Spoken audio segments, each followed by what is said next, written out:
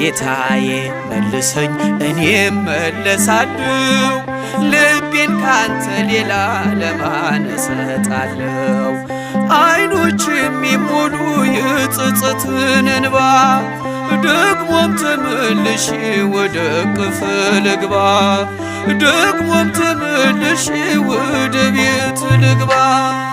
እረኛዬ እረኛዬ እረኛዬ መተማመኛዬ ጠባቂ አለኝ ጠባቂ አለኝ ክርስቶስ መቼም የማይተወኝ።